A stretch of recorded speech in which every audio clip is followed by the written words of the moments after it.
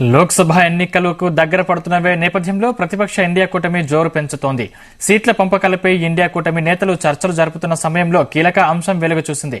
కూటమికి కన్వీనర్ గా Bihar CM JDU chief Satish Kumar ని నియమించే అవకాశం ఉందని సంబంధిత వర్గాలు తెలిపాయి. ఈ నిర్ణయాన్ని ఆమోదించడానికి ప్రతిపక్ష పార్టీలు ఈ వారంలో వర్చువల్ గా సమావేశం కానున్నట్లు తెలుస్తోంది.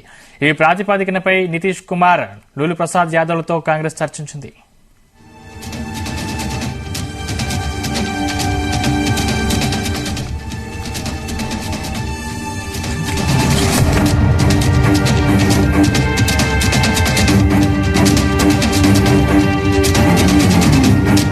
కూటమిలో ఇతర భాగస్వామ్య పార్టీలతో చర్చించి వారి అభిప్రాయాలను పరిగణలోకి తీసుకున్నట్లు తెలుస్తోంది.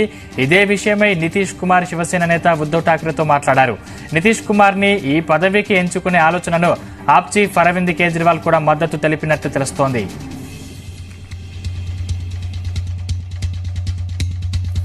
2024 సార్వత్రిక ఎన్నికల్లో బీజేపీ ప్రధాని నరేంద్ర మోడీని అడ్డుకునేందుకు దేశంలోని ఎన్డీయేతర విపక్షాలన్నీ కలిసి ఇండియా కూటమి పేరుతో జతకట్టాయి. కాంగ్రెస్, ఆర్జేడీ, జేడీయూ, ఆప్, తృణమూల్ కాంగ్రెస్, డీఎంకే వంటి ప్రధాన పార్టీలతో పాటు చిన్న చితక పార్టీలు ఈ కూటమిలో ఉన్నాయి. ఈ కూటమి మొదటి సమావేశాన్ని సీఎం నితీష్ కుమార్ పాట్నాలో నిర్వహించారు. ఆ తర్వాత బెంగళూరు, ముంబై, ఢిల్లీ వేదికలుగా ఇండియా కూటమి సమావేశాలు జరిగాయి. చివరి సమావేశం ఢిల్లీలో డిసెంబర్ 19న జరిగింది. ఈ సమావేశంలో ప్రధాని అభ్యర్థిగా మల్లికార్జున ఖర్గేని బెంగాల్ సీఎం మమతా బెనర్జీ ప్రతిపాదించారు.